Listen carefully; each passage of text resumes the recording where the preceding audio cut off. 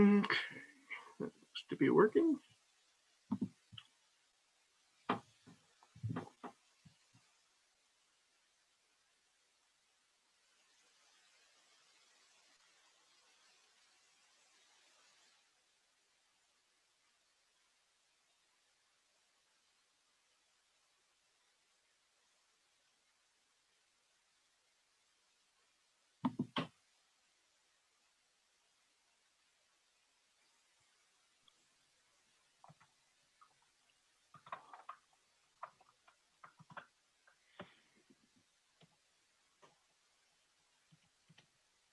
Okay.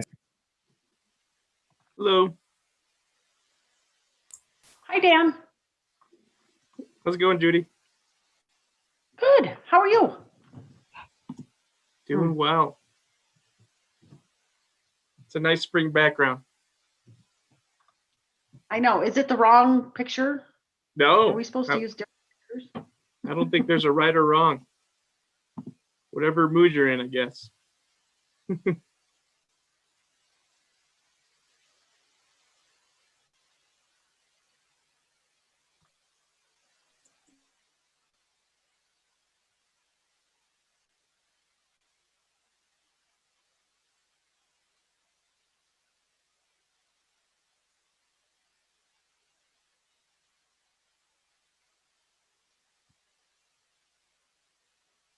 I'm going to give it a few minutes just to give people a little more time to sign on, make sure we get a quorum here.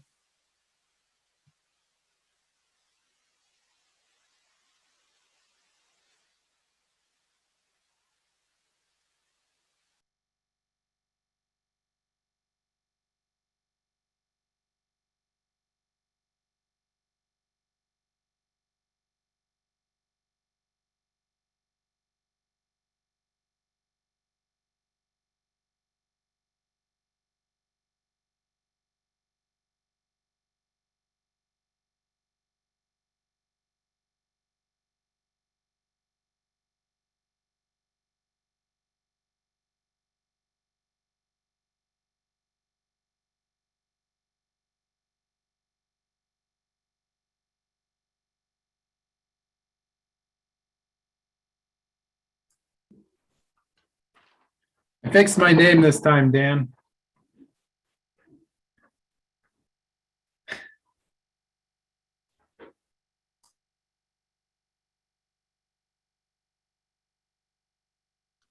What was Laura, the King of Reno or something one time? Yeah. Mine was my kid's Pokemon name that they had. Yeah, I was trying to figure that one out. It was Mimikyu66. Yeah. Okay. Yeah, and Laura was King of Nevada, and I realized that was screenshot made it into our annual report. It's a draft anyway, so if you look very closely, you're able to see that.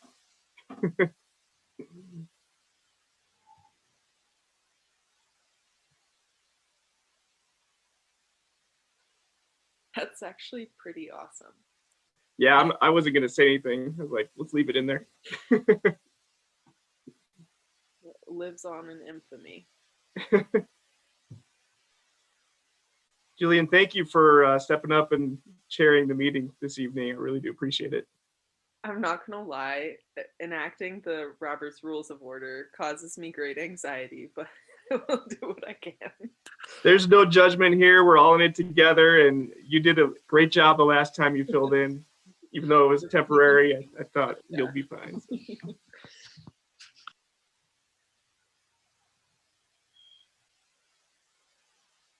I know it's 5:30, but I still see a few people coming in, so we're just want to give it a few more minutes, make sure we do have that quorum.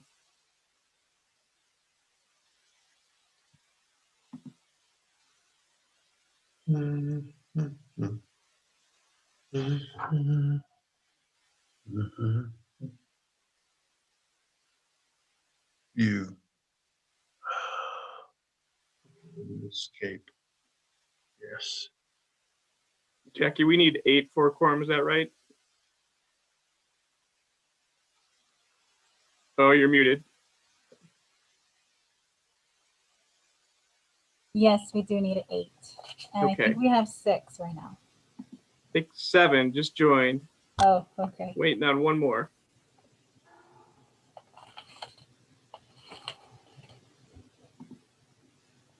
Mhm. Mhm.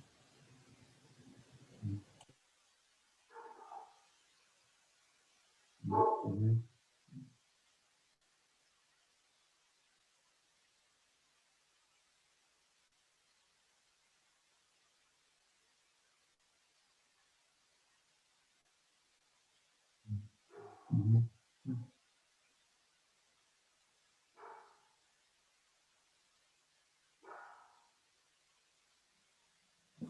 And I guess in the event that we don't have a quorum, we can still hold a meeting. We just can't take action on any item. Yes, come here. Come here, doggy. Mhm.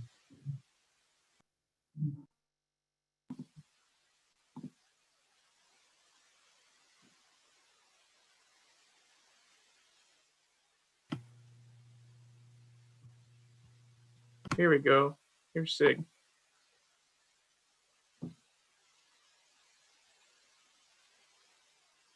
All right, well, why don't we get started? There might be a couple other people joining, but since we are scraping by with a quorum, narrow quorum now, we might as well get rolling here.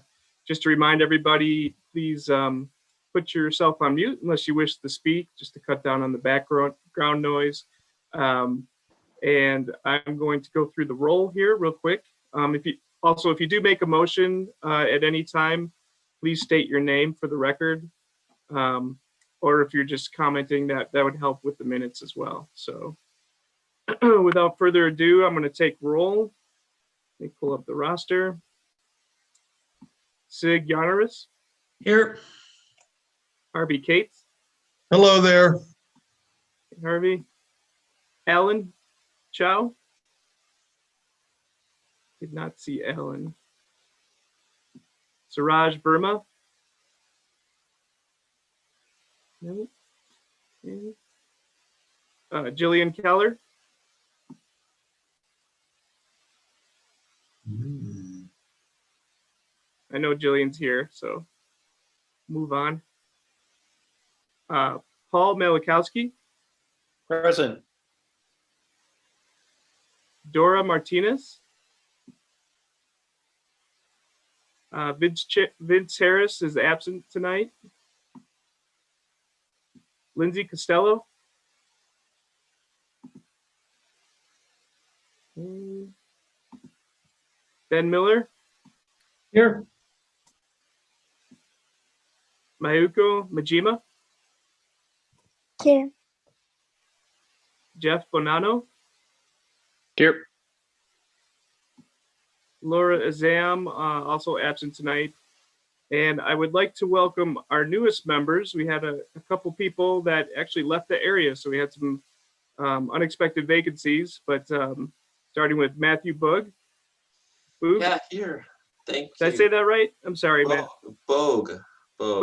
Yeah, a little bit. I was wrong twice. That's okay. That's And I'm going to mess this one up too. I know. David Giacomin. Yeah, Dave Jockerman.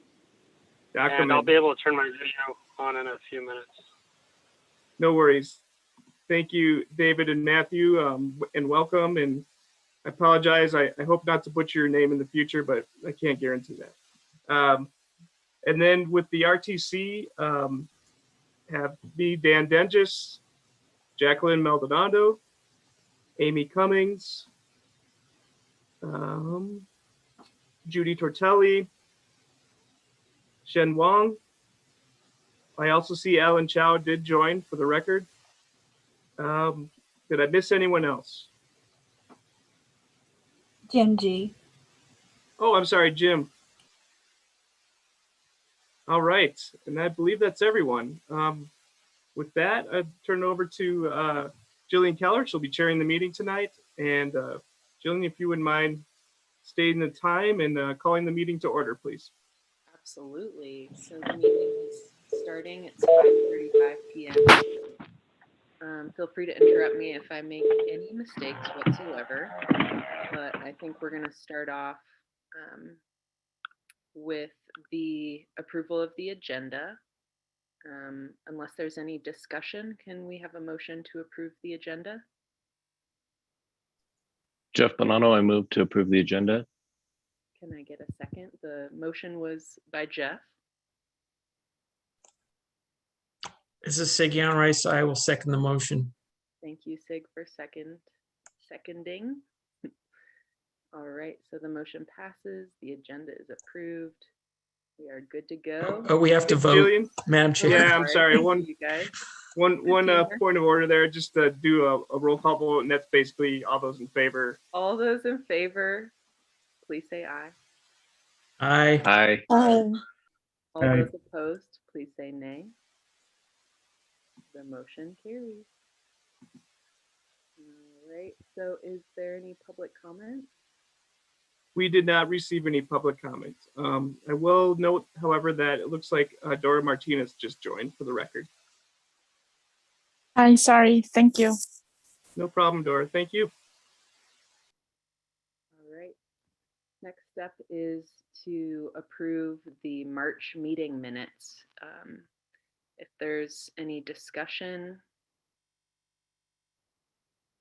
then we'll go ahead and seek a motion to approve the meeting minutes from March. Jeff Bonanno, I move to approve the meetings or the meeting minutes for Yeah. the month of March. The March meeting minutes. Thank you, Jeff. Is there a second? Sig Rice, I will second the motion. Thank you, Sig. All those in favor, please say aye. Aye. Aye. Aye. Those opposed, please say nay. All right, the motion carries. All right, so the real meat of it here, moving to item 4, is receiving a report on the Arlington Avenue Bridges project. Thank you, Jillian. And I'm going to turn it over to Judy Tortelli, our project manager for the project. She's going to share a presentation. Hi, can everybody hear me okay? Yes, we can. Okay, I'm going to go ahead and share my screen here. Can everybody see the presentation? Looks good. Great. Okay, we'll go ahead and get started. So hello, everyone. I'm Judy Tortelli, project manager for the RTC, and excited to be here today to give you an update on the project. I would like to highlight our project website. You can go to rtcwashoe.com and search Arlington. All of the project information is posted on the website, and I encourage you to review the material for additional details. So the purpose of today's presentation is to revisit the goal of this study, provide an overview of what the team has completed, and discuss steps moving forward. Specifically, I want to highlight the recommended concepts that were part of our March public meeting and will ultimately be carried forward into NEPA clearance and final design.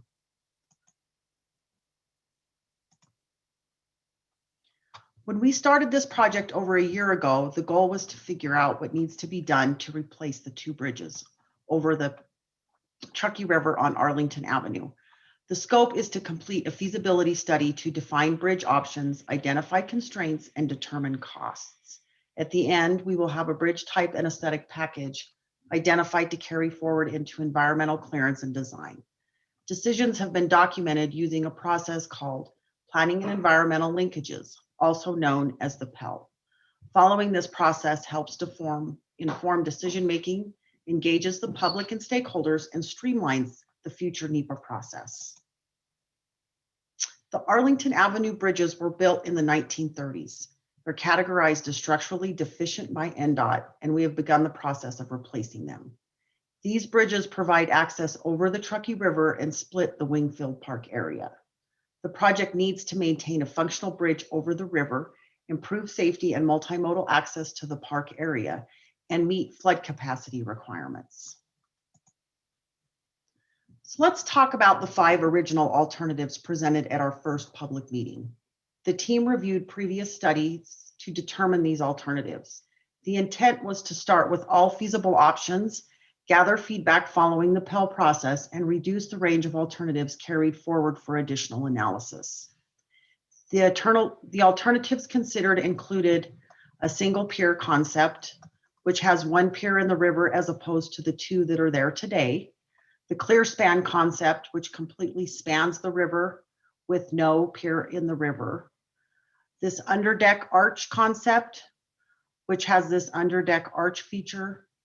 The tight arch concept, which has the above deck arch.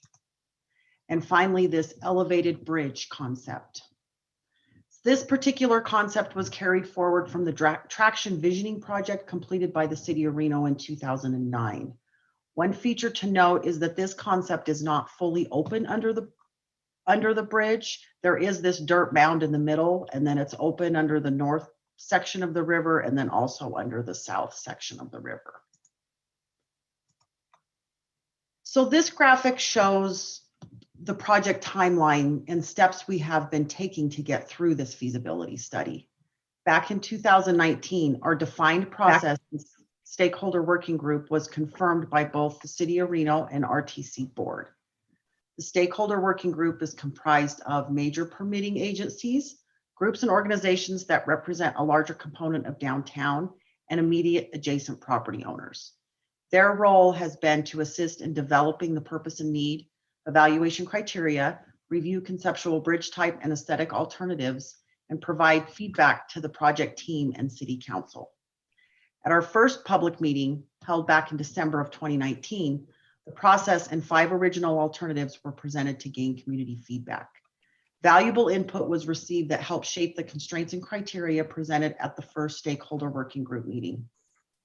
Constraints and criteria defined by the team were further vetted and added to at our first stakeholder working group meeting. Next, the team developed a summary of anticipated permitting and regulatory requirements. This summary was presented at the first technical advisory committee meeting, where members confirmed permit timeframes and noted additional requirements that would need to be considered. The primary role of the TAC is to dig into the details and analyze information on the technical aspects of the project. The TAC 1 members concluded that the above deck arch and elevated bridge concepts would be more challenging from a permitting and regulatory perspective. The 5 alternatives were further developed into 9 concepts. Qualitative attributes such as construction cost, schedule, maintenance and inspection access, river recreation impacts, environmental impacts, and aesthetics were defined by the team so level 1 screening of alternatives could be performed by TAC members. TAC members individually scored the range of alternatives. Scores were reviewed and discussed as a group at the TAC 2 meeting, where consensus on moving forward with 2 concepts, the single pier and clear span, as the preferred alternatives was achieved. Next, input received from the TAC meetings was conveyed at our second stakeholder working group meeting. Members were reminded of the goal to reduce the range of alternatives that are carried forward into NEPA and design. The group concurred that it was appropriate to move forward with the TAC 2 recommendations. At our third and final stakeholder working group meeting, aesthetics for the project were presented to the group. High-level aesthetic elements were discussed that focused on overall theme, various lighting potentials, opportunities for railing, widening the sidewalk space, and surface texture options. Again, the group agreed on which elements to carry forward, recognizing the need to start determining the appearance of the bridges while maintaining flexibility as aesthetics are carried forward. Now we're in 2021. I'm so glad 2020 is over. I presented to the RTC board and City of Reno Council back in February, and our second public meeting was available for preview last month. The second public meeting consisted of a presentation and survey that ran the entire month of March. The survey helped us obtain feedback from the public on the recommended concepts. Our survey was a huge success and we received lots of feedback. Over 350 people responded to the actual survey or provided comments to me directly. The team is now working to compile that community feedback. make final recommendations, obtain agency review, comments, and input, and finalize the feasibility study. As soon as the feasibility study is complete, we will start the NEPA design phase of the project so we can hopefully build these bridges in 2025.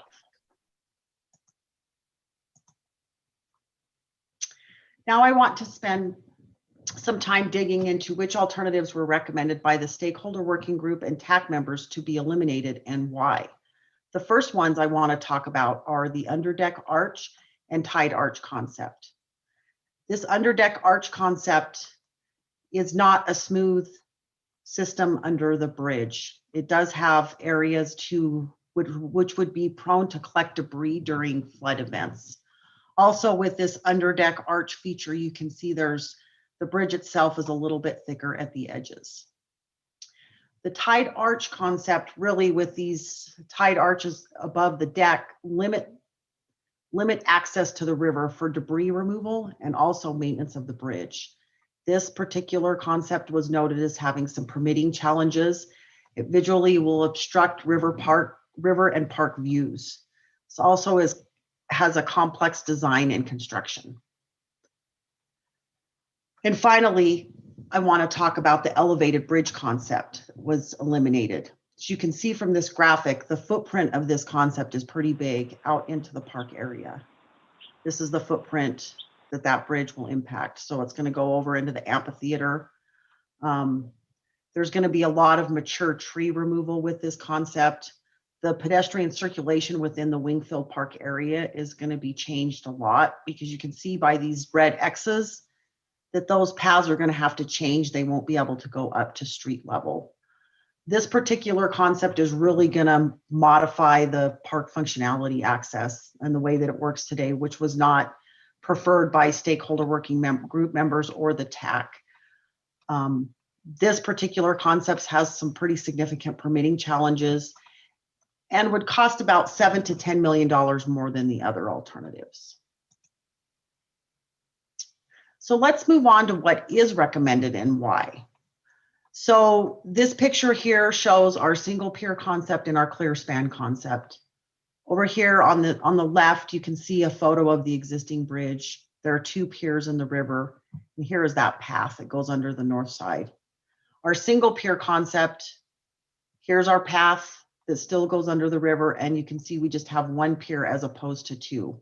This particular concept has a consistent deck thickness, you can see from this rendering. The clear span concept completely spans the river. There is no pier in the river. The existing path under the bridge will be maintained. One thing that I wanted to highlight from this concept is that the bridge deck itself is thinner in the middle and thicker at the edges. It has to be thicker at the edges because it's spanning the whole river. So here's just some pros and cons that the team put together for these two concepts.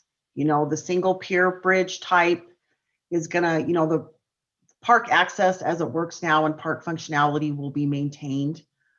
There's plenty of vertical clearance for our path. This provides the ability to have a thinner deck section because it's a consistent thickness across the river. There's also opportunity for increased sidewalk widths or potentially river overlooks because we have this extra support of this pier in the middle of the river. This concept will minimize roadway elevation adjustments. River and park views will be maintained. The city will still have the ability to remove debris from the river during flood events. The cost for this alternative is $17 to $35 million. Some of the cons of this concept were there is a pier in the river, and that pier wall is a potential tagging surface. Moving on to our clear span bridge type, similar to the single pier option, park access and functionality will be maintained as it is today. One of the pros of this one is that you don't have that pier in the river. You have completely unobstructed river views down the river. River and park views are maintained. It's completely open river flow capacity. The cost of this option is $18 to $39 million. Some of the cons for this concept are that it does have a thicker deck section, especially at the ends, here and here. This really impacts that headroom for that path. which would increase the roadway elevation. So the bridge would have to be raised up to provide extra headroom for this path under the bridge. This limits the clear space over floodwaters because this particular concept is thicker at the edges. And then it's also going to require some coordination with kayak parks and hydraulic impacts because there is nothing in the river.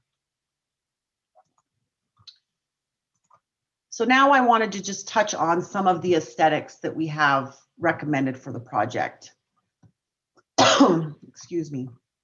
I want to start with some aesthetic design goals that the team came up with. I just want to highlight a few of these. You know, we wanted to have a cohesive design language to establish a project theme to unify bridge and landscape elements for both the north and south bridges.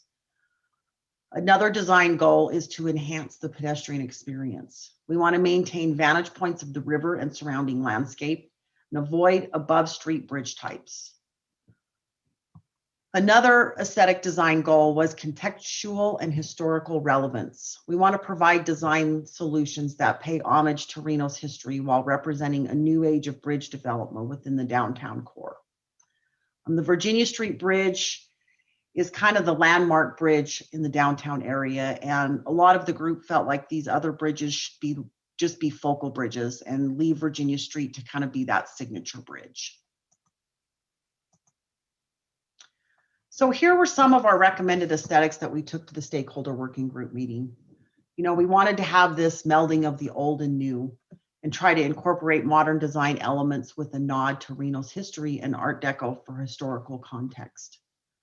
You know, our decorative elements will focus on pedestrian lighting, railing design, underbridge lighting, decorative texture on abutment walls, pilasters, and girders. Pedestrian scaled lighting was a big deal to all members of both the stakeholder working group and TAC. You know, we want to provide modern pedestrian scaled lighting on both bridges and railings and the flood walls.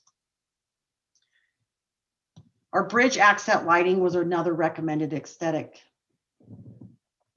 The bridge aesthetic lighting and underbridge lighting to help safety and for safety and pedestrians. Aesthetic lighting gives vibrancy to the bridges at night for visitors viewing the bridges from below the bridge. This could also be applied to other bridges. One thing that the team noted is that with lighting, the design for protection from flooding, debris hitting the lighting, and vandalism. We also need to consider impacts to aquatic species with any type of lighting that we put under the bridge.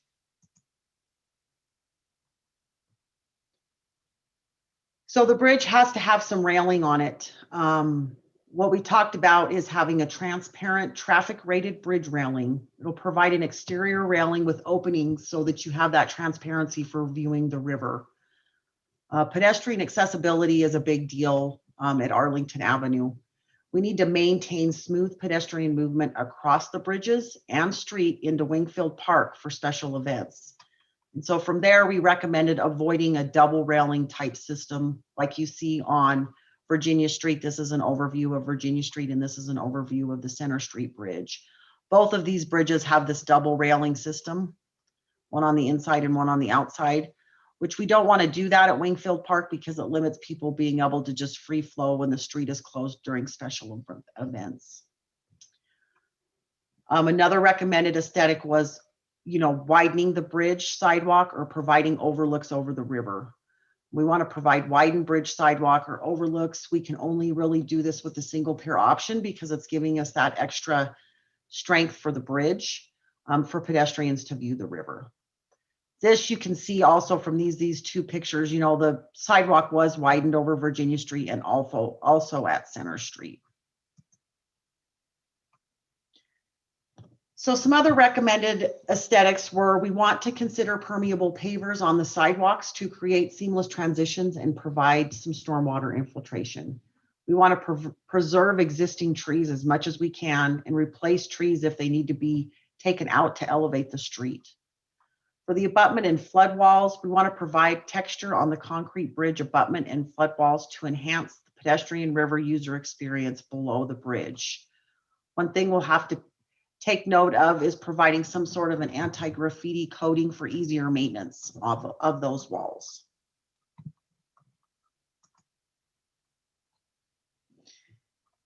So the goal of this study, as I've said before, is to reduce the range of alternatives that are carried forward into NEPA and design.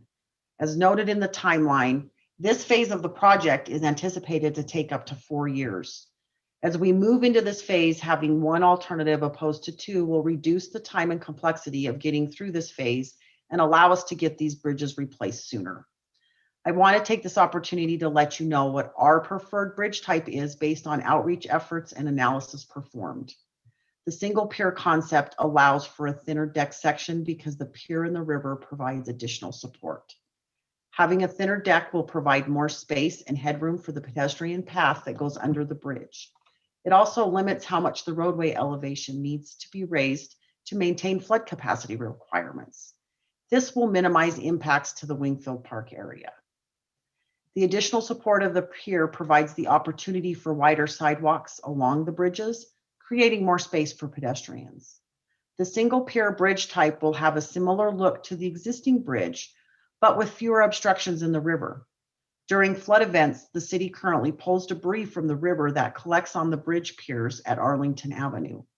Less debris during floods will be caught on the single pier in the river, and the city will continue to have the capability to remove debris before it increases flooding impacts downstream. This concept will be easier to construct and is slightly less expensive than the ClearSpan concept. So where are we going from here? As I said before, the team is making final recommendations of a bridge type and aesthetic theme. We're in the process of getting agency review, comments, and input on those final recommendations. We anticipate finalizing this feasibility study at the end of April or first part of May. Right from there, we're going to start off the NEPA design phase and hopefully construct these bridges in 2025. So thank you for listening to my update, and I'm happy to answer any questions you may have.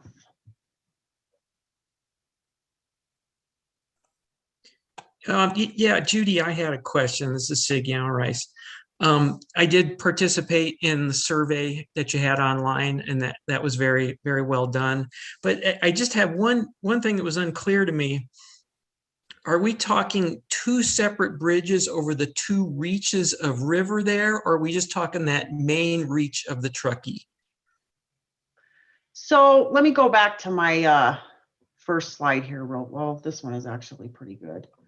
We're actually talking about two bridges. We will replace both this bridge on the north one and this one on the south one. In terms of outreach effort with this feasibility study, the team is mostly focused on this north bridge because it's a longer spanning bridge. And the thought was this smaller bridge over the South River will just match. It'll just be the same type of bridge. Same aesthetic package, same, it'll just match, it'll look the same, but we are definitely replacing both of these bridges and all of this pavement in between of them. Okay, yeah, thank you. Mm-hmm. Hi, this is Harvey Cates. I have a couple of questions. Mm-hmm. First of all, how did the new Virginia Street Bridge downstream a little bit, and looking at that, how did that impact your decision-making or your thought on this Arlington Street Bridge? I mean, the experience that we've had with the new one for the last few years. I guess, from a negative perspective, I don't know of any negative points from the Virginia Street Bridge that we're trying to fix here with these Arlington Avenue bridges. I think the biggest thing in looking at the Virginia Street Bridge is that's a really, it's a beautiful bridge, and it's got the above deck arch features, and it's kind of the signature bridge of downtown Reno. So a lot of people that we've reached out to and that have been members of our stakeholder working group in TAC said, let's let the Virginia Street Bridge continue to be the signature bridge and not try to make all these other bridges in the downtown area as significant. Particularly for Arlington Avenue, it was more important to highlight the park area and not have the bridge be the focal point, if that makes sense. So I don't know if I'm answering your question appropriately. Well, I think you're doing a pretty good job. Okay. And, but there weren't any particular problems with the Virginia Street Bridge that you were afraid of duplicating with this new one? No, there weren't. In our permitting and regulatory TAC meetings, one thing that some of those members mentioned that they don't like about the Virginia Street Bridge is they can't access the river for debris removal or maintenance from the river. So that's kind of one thing that we're trying to carry forward with these bridge replacements, is making sure that we maintain access to the river so that the city can get in there and clean things out. Okay, and my second question was the single pier bridge design for this one. In the first graphic you had about that, you said there were two negative things about it. One was that it had the single pier, and the other one was that it could become a graffiti target.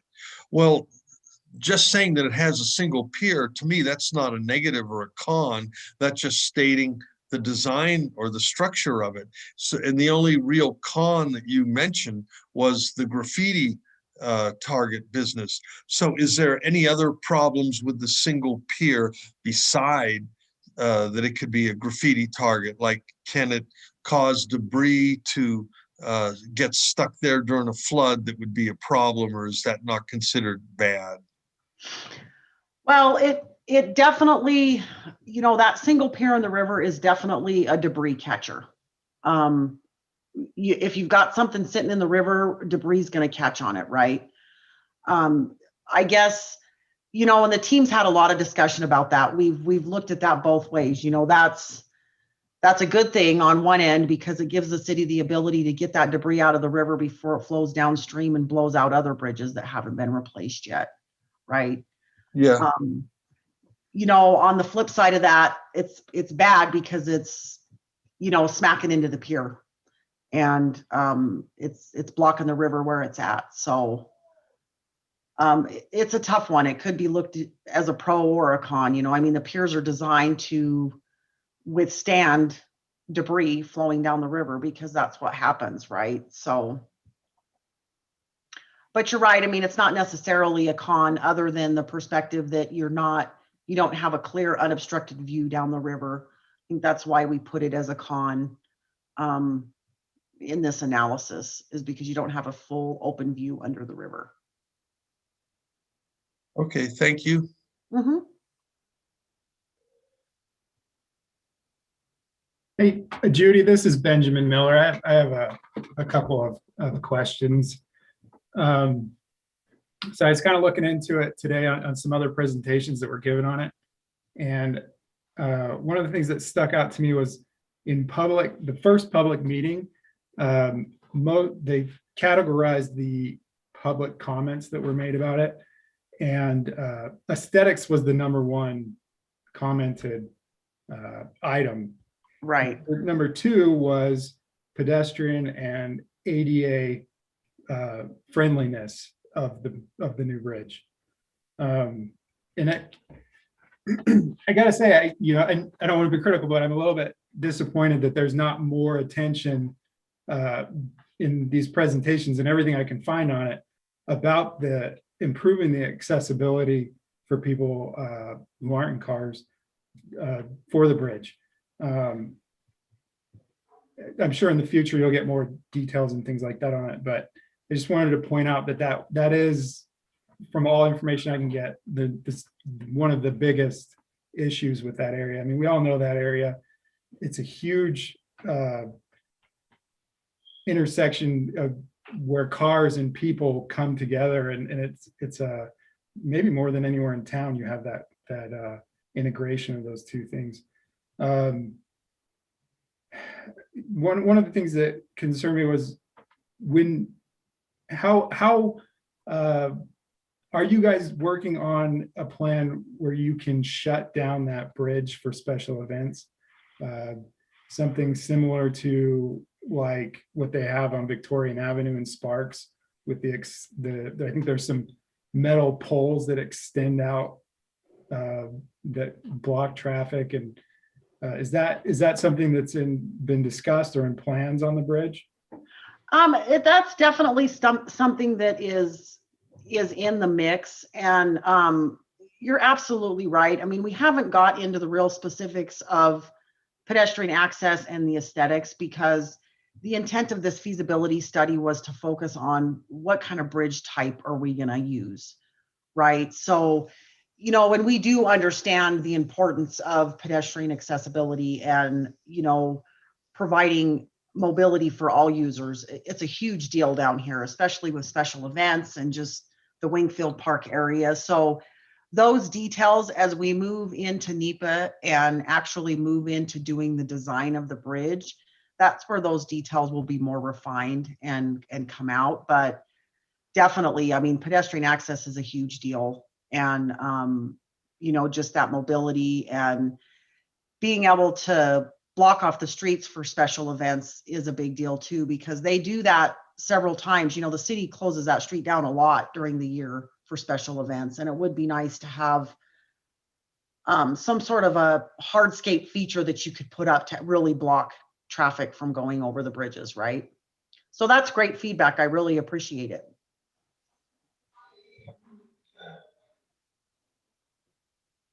Any other questions or comments for Judy? This is Harvey. I have another question. You had that elevated bridge was one of the original 5 choices or alternatives. What's up with that? I didn't understand what it was doing there and what the advantages of having an elevated bridge design was. I mean, can you just give us a little bit about that one and why it was considered? Well, when we started this feasibility study, I mentioned that traction visioning project that the city of Reno did back in 2009. And there was, it was almost a flyover type concept that came out of that study. So since that was the latest study that had been done, we wanted to make sure that we continued to look at that particular alternative. We knew that access to the park was kind of a drawback of having a true flyover, I guess, for lack of a better term. So that's why the team, when we put this alternative in there, we said, okay, well, we're going to have this big dirt mound in the middle so that you can still drive cars down to get to the river, but it'll be open on both sides of the river. So, you know, we carried it forward and we looked at the design, not in real fine detail, but kind of high level detail, and realized really quickly what the huge footprint impacts would be. And, you know, how much this elevated bridge would be raised up. I think it was raised up like 10 feet from existing right here in the middle. So that's kind of why this particular alternative was eliminated, because it's just not feasible to build it. And it changes the functionality of the park. But we kind of had to carry it forward from that traction visioning project and look at it a little bit more closely, because it was left as the alternative from that study. Does that make sense? I mean, that's why we carried it forward into this study. Yes. Okay.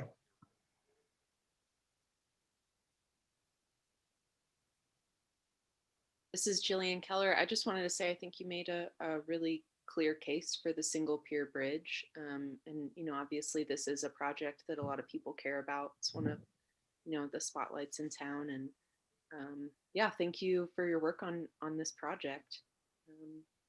Yeah, if there's no further discussion, then can we get a motion to acknowledge receipt of the report on the Arlington Avenue Bridges project?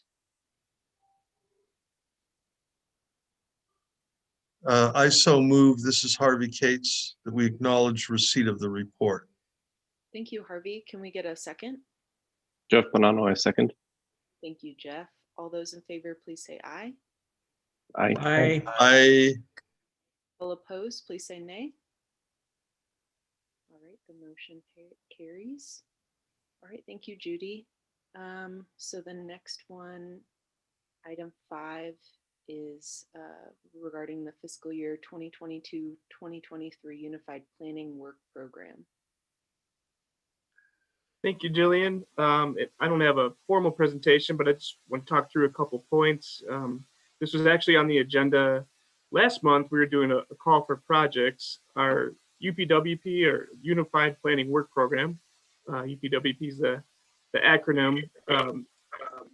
It is the document for which we kind of program our federal funds for specifically for planning studies. So, for example, like our recent regional transportation plan that was just approved, that whole effort was funded through the UPWP.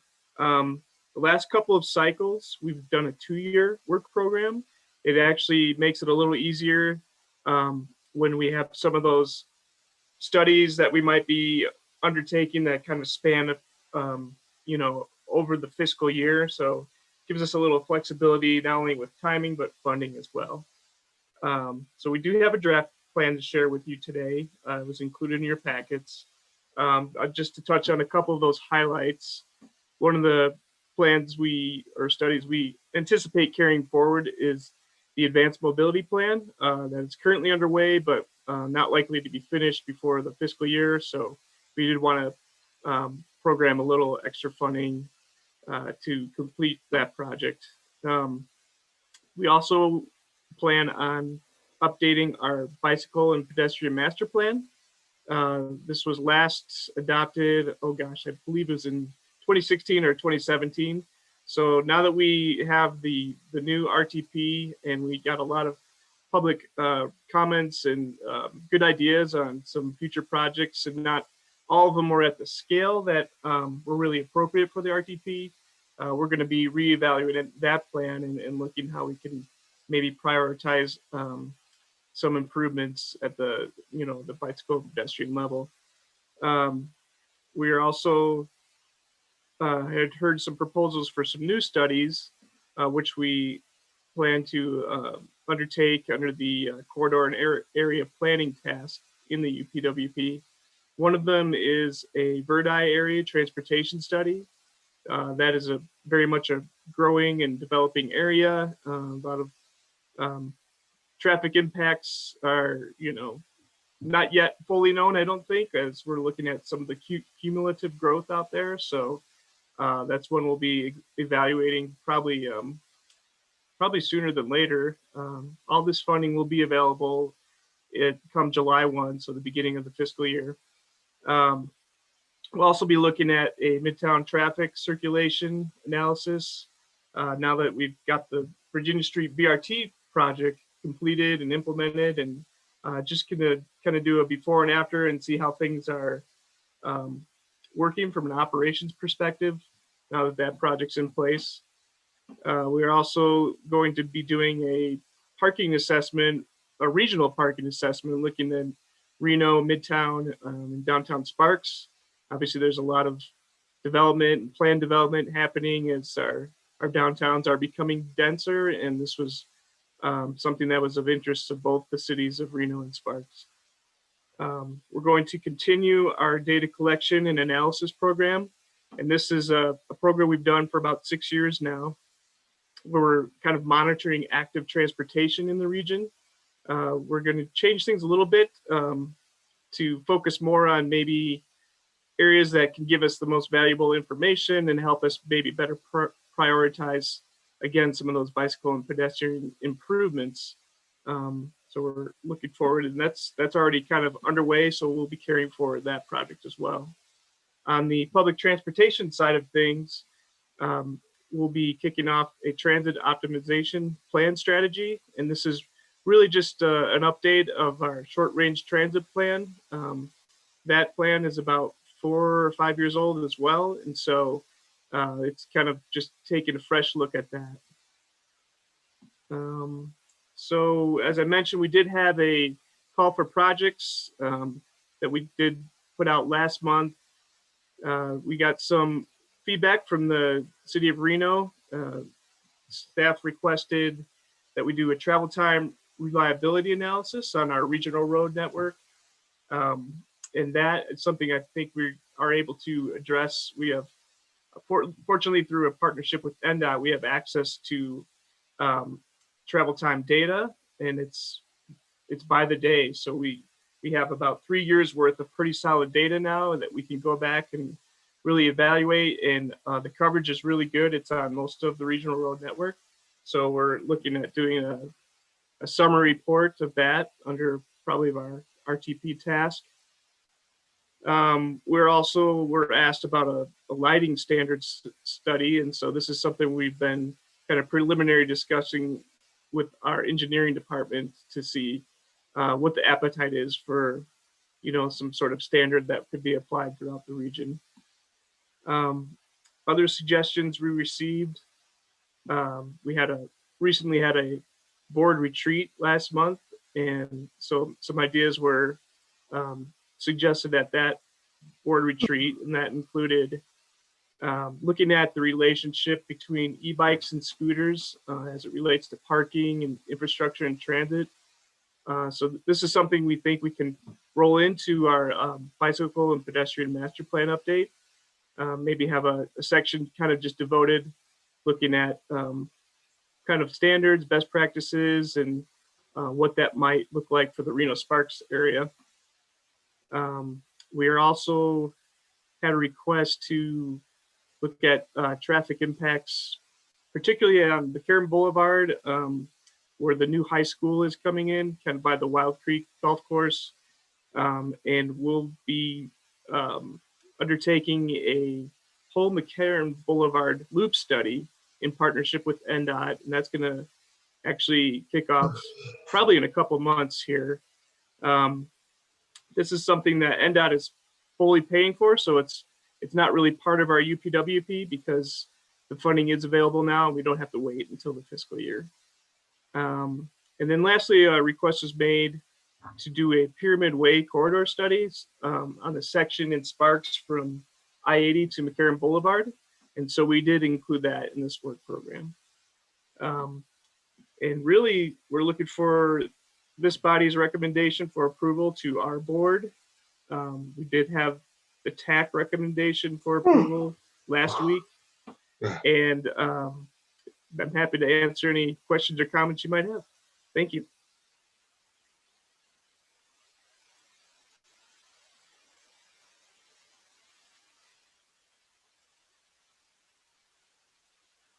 Hey, Dan, it's Ben Miller again.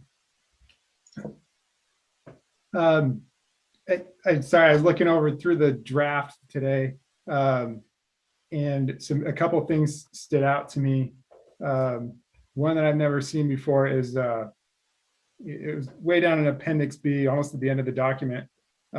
Performance targets for multimodal transportation.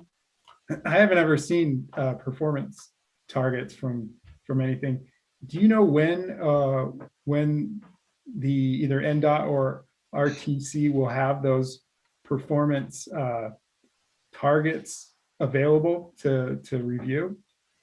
Sure, Ben, that's a great question. And we've been tracking certain metrics for several years now. We do an annual report that we release to the public, but also present to our board. I believe that's actually coming up next month in May for our board. But we do identify certain measures in there as it relates to the data collection program.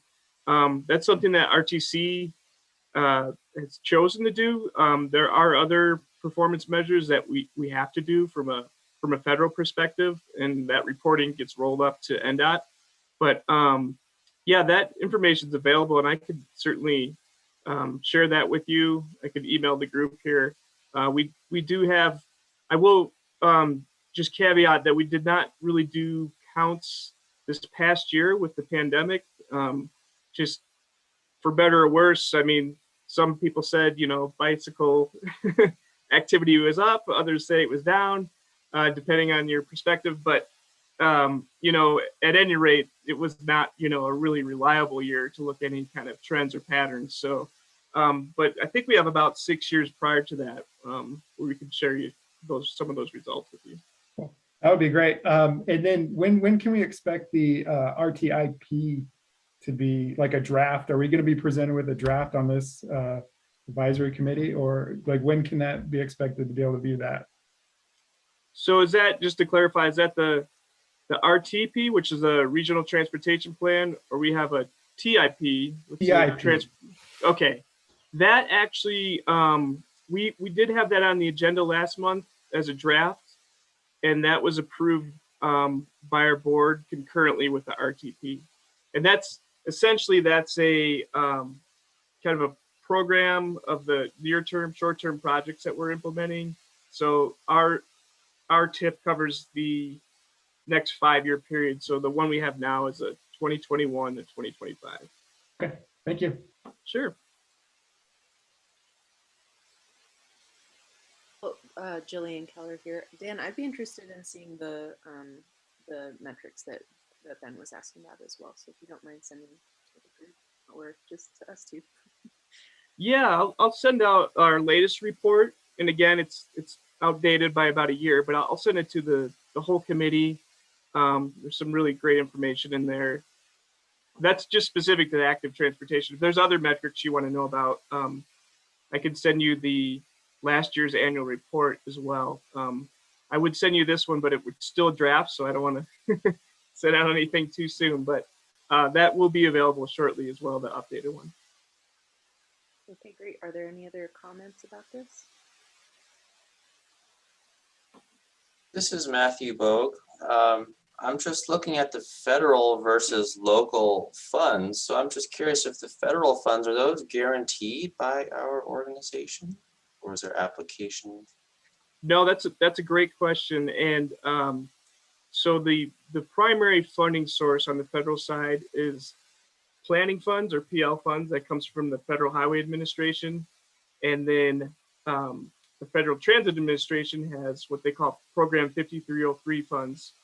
And we basically are able to combine those through an agreement we have with both FHWA, FTA, and NDOT. And we are able to get a 95.5 rate. So we only need to provide 5% match for those funds. They are formula funds, so that means we do get them annually every year.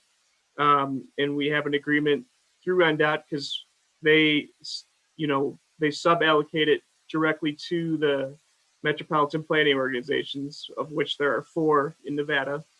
And so, I mean, not to get too into the weeds, but I mean, each of the MPOs are party to the agreement, and there's kind of a predetermined local formula that really determines how those Nevada funds are then split amongst the 4 MPOs. Thank you. Great. Sure.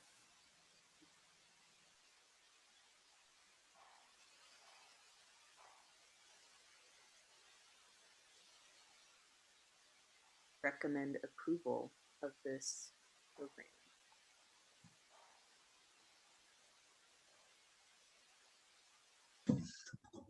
This is Sig Rice. I will make a motion that we accept the what is it, the update on the plan. Should work, right? Thank you, Sig. Yeah, approval of the FY 2022-23 UPWP. Okay, I'll amend my motion. Thanks, Sig. Can we get a second? This is Ben Miller. I second the motion. Thank you, Ben. All those in favor, please say aye. Aye. Aye. Please say nay. All right, the motion carries. All right, moving on to the next item, member announcements or agenda items for future CMAC meetings. Do you have anything that you'd like to see in future meetings? This is Dora Martinez. Can I suggest an agenda item for the next meeting? Sure, Dora, go ahead. Hi. So would it be all right if we can have the access staff that does the safety protocols, especially with COVID, on for the next meeting? Yeah, that seems reasonable. and I'll let Jim weigh in. Jim Gee is on the line too. If he wants to add anything to that.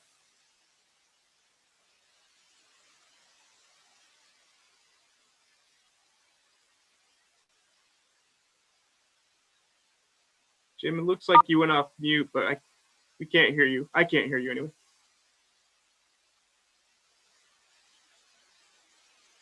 Okay. I've made that note, Dora. Thank you.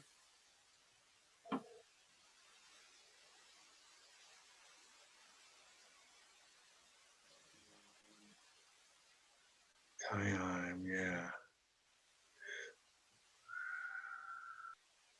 If he has anything to add. Does anyone else have any other announcements or agenda items? Okay. I don't think we need a motion for that, right? So then just any RTC ride access staff items.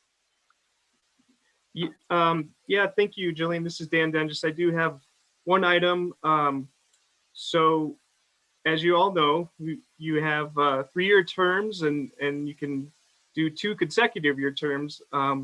With that, we do have a couple of members with terms who will be expiring at the end of this fiscal year come June 30. So we are going to be doing some advertising, but we are looking for kind of recruitment of new members. So if there's anyone that you know that would like to serve on this committee and be able to provide some good input, we would encourage you to share with them application. It's on our website. I think a lot of you are familiar with it because you filled one out yourself. So, but yeah, just wanted to let you know and to get the word out. And always love referrals. You know, this is a great committee, so probably no better referral than from somebody that's already serving. So, thank you. Sharing whose terms are expiring, who we can miss soon. Yeah, didn't want to put them on the spot, but I will certainly miss both of them. Sigyanarice is he'll have his term expire, and Harvey Cates. So that's at the end of this year. The fiscal year, so that'll be in June. Okay. Oh, it's coming up so soon. Yeah, and we I think I've put a deadline for new applications for May 21st, I believe. That just gives us time to go through our process to recommend to the RTC board for any future appointments. That said, anyone can apply at any time. It's just a matter of when we have vacancies to fill them.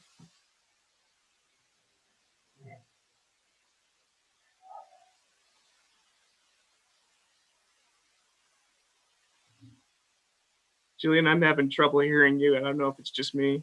Oh, okay. Sorry, I'll be louder. Okay. Is that better? It's better, yeah. Okay. All right. Well, unless there's any other staff items. Right. And no other public comment? None received. Well, This is Dora Martinez. I have one public comment for the record. okay, Dora. Okay, thank you, Jillian. So yesterday I got brave and took my dog out from the Meadowood Mall, taking the Virginia, inbound, the sidewalk there, after you get off on Rapid inbound stop on McCarran, and I can't remember the bus stop there for Rapid. Anyways, we got off and we walked from there all the way to Atlantis. And on that sidewalk, there is an A-frame bump on the sidewalk. So if I had a cane instead of a dog, I would have lost my balance and fall into the street. So I can only imagine how a person with a motorized wheelchair would navigate that. I did take pictures. my daughter said it was good. I did not take a limb of my dog or anything, but it was a picture of the sidewalk and the street of where it is. And I just hope that I can be told on where to forward that picture so it can be, fixed. Thank you. Thanks, Dora. You can, this is Dan Dunges. Feel free to email that to me and then we can make sure it gets circulated to the right people.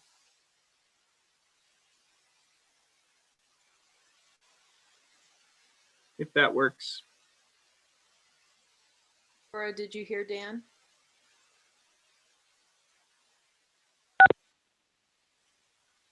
Yes, I did. Sorry, I was muting and unmuting. So yes, I did. Thank you.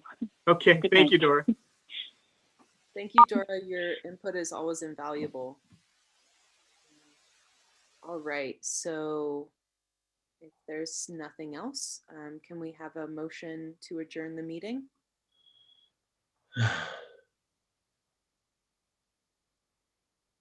This is Sig Rice. I will move to adjourn. Thank you, Sig. Is there a This is second? Dora Martinez. I'll second. Thank you, Dora. Dora Martinez, second. Thank you. Thank All those in you. Good favor, night. please say aye. Aye. Aye. Please say nay. Motion passes. Welcome to our new members, Matthew and David. The meeting adjourns at 6:32 p.m. And I just pray that Vince Harris will be with us next time. You did an awesome You job. did a great job. Yeah. Thank you, Jillian. Good night. Thank you, guys. Have a good Thanks, rest- everyone. Have a great night. Good night. Thank you.